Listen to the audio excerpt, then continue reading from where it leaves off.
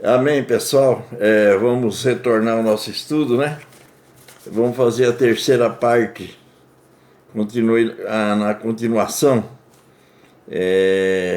Então a gente viu aqui, né, que Deus coloca um coração novo, coloca um espírito novo, é, e o ser humano, o homem e a mulher, começa a agir em novidade de vida, uma nova vida, né?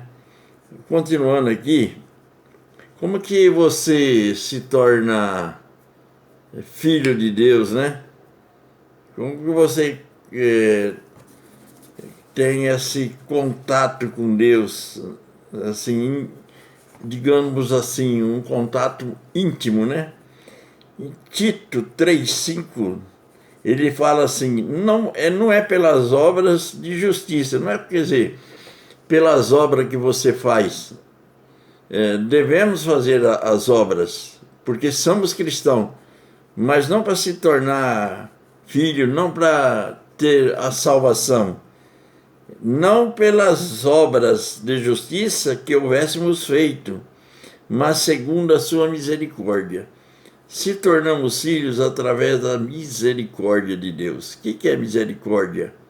Um favor imerecido, algo que nós não merecemos, mas pelo amor de Deus ele nos concede essa dádiva, né? Então ele diz, não pelas obras de justiça que houvéssemos feito, mas segundo a sua misericórdia nos salvou pela lavagem, ele nos salvou pela lavagem e regeneração da renovação do Espírito Santo. Então, se torna filho não porque somos bonzinhos, porque a palavra de Deus diz assim lá em Romanos, que todos pecaram e destituídos estavam da glória de Deus, todos, porque pecado não tem tamanho, né? Mas pela sua misericórdia é que nós não somos consumidos. Deus só quer que nós se arrependemos e andamos nos caminhos dele. Larga aquela vida velha, aquela vida que outrora a gente praticava e se torna uma nova criatura. Nós vamos falar sobre a nova criatura. E ele então nos salvou através do quê? Da renovação pelo Espírito Santo. O Espírito Santo é que convence, né, o pecador, convence ele, fala, não, você é pecador e você tem que tomar uma posição diante do Pai, né? Chegar até ele, pedir perdão e Deus, ele é riquíssimo em perdoar. Se tornamos filhos dessa forma. Quando nós reconhecemos o nosso erro, pedimos perdão. Em João 5,24 diz, na verdade vos digo que quem ouve as minhas palavras e crê naquele que me enviou, tem vida eterna, e não entrarás em condenação, mas passou da morte para a vida. Então Jesus dizendo aqui, afirmando, na verdade vos digo, quem ouve as minhas palavras e crê naquele que me enviou, tem vida eterna. Bom, para se tornar filho, tem que ouvir a palavra. Também tem que crer na palavra. E sem crer e sem fé é impossível agradar a Deus. Ele falou, se você ouvir a palavra, crer em mim, crer na palavra, crer naquele que me enviou, que é o nosso Pai, nosso Deus, tem vida eterna. Ele não falou que terá, ele falou que tem vida eterna. E não entrarás em condenação. Quer dizer, Deus, quando nós se tornamos filhos, Deus apaga todos os nossos pecados. Ele esquece, ele coloca uma pedra em cima, mergulha sobre. A Bíblia diz que ele sepulta os nossos pecados nas profundezas das águas. E aí ele continua, e não entrarás em condenação mais, mas passou da morte para a vida. Que morte? Aqui está falando da morte do espírito, né? A morte normal, né? Que é essa que nós vemos aí no dia a dia, e a morte espiritual. A morte espiritual é aquela que, quando no dia do juízo final, Jesus vai dizer: vinde a mim, todos vós, vinde a mim os que estás à direita, para o descanso eterno, né? E os da esquerda para o fogo, que está reservado para o diabo e seus anjos. Então essa é a segunda morte. E por isso que nós temos que ter uma vida com Deus aqui, buscar a sua palavra, buscar os seus entendimentos, entender das coisas celestiais. Não é apenas ser religioso, né? E falando nisso, eu não estou falando sobre religião, né? Estou falando sobre a Bíblia Sagrada, né? E Deus quer novidade de vida, que nós vivemos em novidade, né? E falando em novidade, aqui em 2 Coríntios 5,17 diz assim Paulo: assim que se alguém está em Cristo, nova criatura é, e as coisas velhas já passaram, e eis que tudo se fez novo. É aquilo que eu disse lá há poucos minutos atrás aí,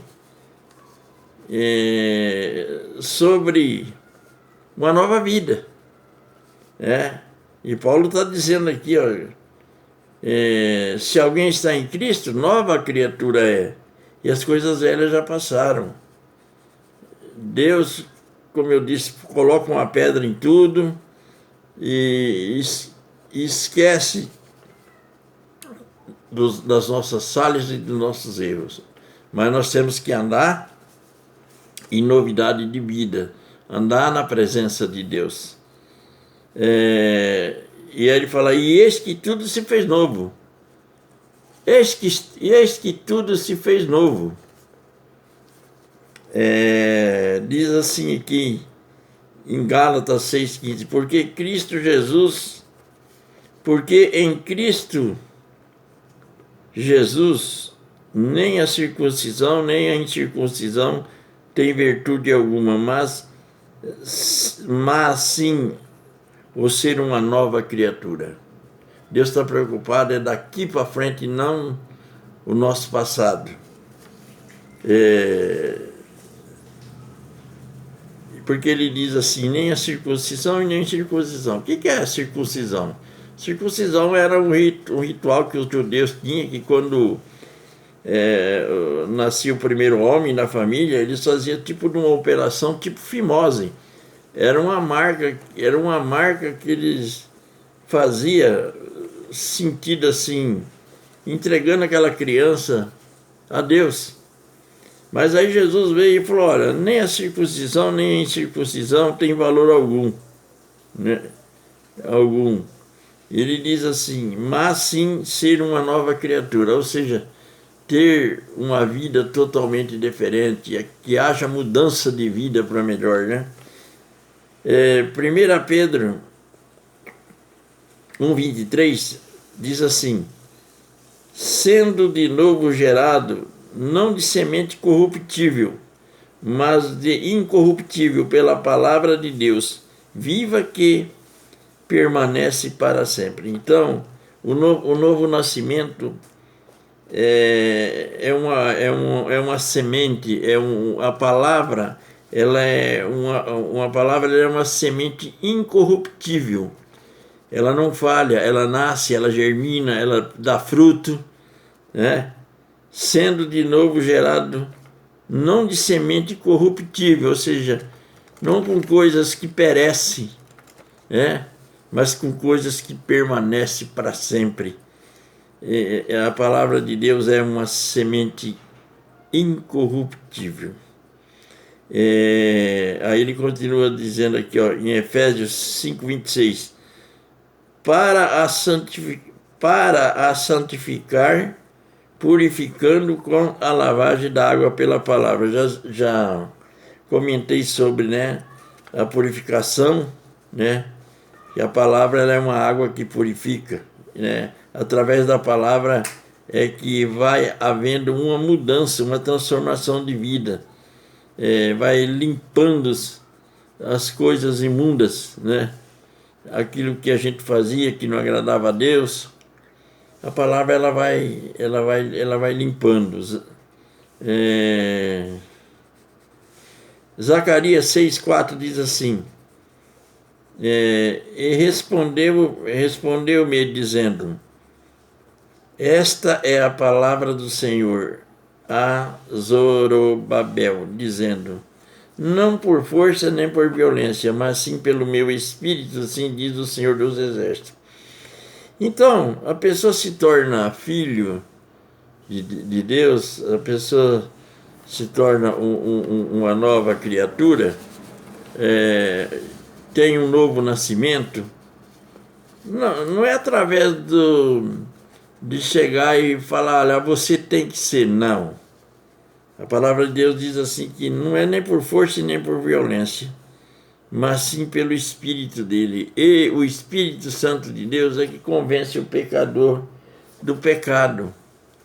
E é através do Espírito Santo que há transformação, é através do Espírito Santo que ele tem um novo nascimento, como lá nós iniciamos nosso estudo com Nicodemos, né? Teve aquele encontro com Jesus, o príncipe, e ele teve uma transformação de vida, né? João 3, 9 e 10 diz assim: e Nicodemos respondeu e disse-lhe: como pode ser isso? Jesus respondeu e disse: tu és mestre em Israel e não sabe disso? Bom, Jesus lá no diálogo, lá atrás, lá no início, que ele estava ali dialogando com Nicodemos, Jesus falou para Nicodemos: bom, você não conhece nem das coisas terrenas, você sendo um príncipe, então eu estou aqui te falando das coisas espirituais. E você tem que entender as coisas espirituais. E aí Jesus tem aquele diálogo com ele, né? Falou: tu és mestre em Israel e não sabe disso? Então, o Nicodemos, como eu disse, ele era um homem religioso, um homem que ia frequentemente na sinagoga, buscava a Deus, mas tinha uma coisa, ele não conhecia Jesus. E Jesus é aquele que faz a ponte entre o pecador e Deus. Ele é o intermediário que apresenta o pecador a Deus. Então Nicodemos só faltava uma coisa: conhecer Jesus. E é o que ele fez naquela noite, foi lá conhecer Jesus. Um dia também teve um encontro com Jesus, um encontro totalmente diferente, né?